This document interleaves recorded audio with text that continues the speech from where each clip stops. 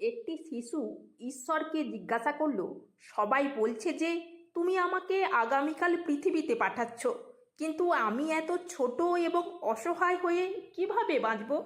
ঈশ্বর বললেন, তোমার দেবদূত তোমার জন্য অপেক্ষা করবে এবং তোমার যত্ন নেবে। তখন শিশুটি আবার জিজ্ঞাসা করল, তবে আমাকে বলুন, এখানে স্বর্গে আমি এত খুশি আছি, সারাক্ষণ গান হাসি কত আনন্দ, কিন্তু ওখানে? ঈশ্বর বললেন, তোমার দেবদূত তোমার জন্য গান করবেন এবং তোমার জন্য হাসবেন। বাচ্চাটি বলল, কিন্তু ভাষা না জানলে সবাই আমার সাথে কথা বলবে কিভাবে? আর আমিই বা তাদের ভাষা কিভাবে বুঝতে সক্ষম হব? ঈশ্বর বললেন, তোমার দেবদূত তোমাকে সবচেয়ে সুন্দর এবং মধুর কথাগুলি শোনাবে, যা তুমি শুনবে, এবং খুব ধৈর্য এবং যত্ন সহকারে তোমার দেবদূত তোমাকে কিভাবে কথা বলতে হয় তা শিখিয়ে দেবে। কিন্তু আমি যখন আপনার সাথে কথা বলতে চাইব, তখন কি করব?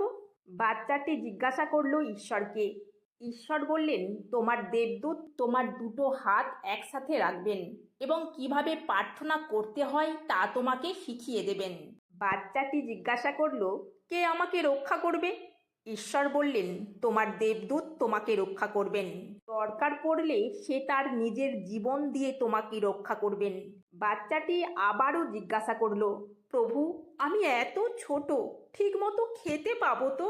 ঈশ্বর বললেন, আমি যাকে জন্ম দিই তার খাবারের ব্যবস্থা করেই রাখি, কিন্তু মনে রাখবে, আমি খাবারের ব্যবস্থা করি কিন্তু নিজের শরীরের রক্ত খাওয়াই না। কিন্তু তোমার দেবদূত নিজের শরীরের রক্ত পর্যন্ত তোমাকে খাওয়াতে প্রস্তুত।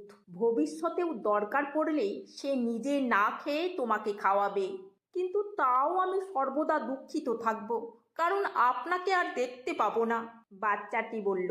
ঈশ্বর বললেন, তোমার দেবদূত সর্বদা তোমার সাথে আমার সম্পর্কে কথা বলবেন এবং আমার কাছে ফিরে আসার উপায় তোমাকে শিখিয়ে দেবেন। যদিও আমি সর্বদাই তোমার পাশে থাকব। সেই মুহূর্তে স্বর্গে অনেক শান্তি ছিল, কিন্তু পৃথিবী থেকে ডাক শোনা গেল এবং শিশুটি তাড়াতাড়ি জিজ্ঞাসা করল, ঈশ্বর, আমি যদি এখনই চলে যাই, দয়া করে আমার দেবদূতের নাম তো বলুন।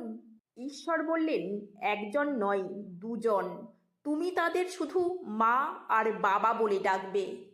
এই জীবনে বাবা মায়ের থেকে বড় কোনো ঈশ্বর মর্ত্যলোকে নেই। তাই সর্বদা বাবা মায়ের সেবা করবেন, তাহলেই ঈশ্বরের সেবা করা হবে এবং আশীর্বাদ প্রাপ্তি হবে।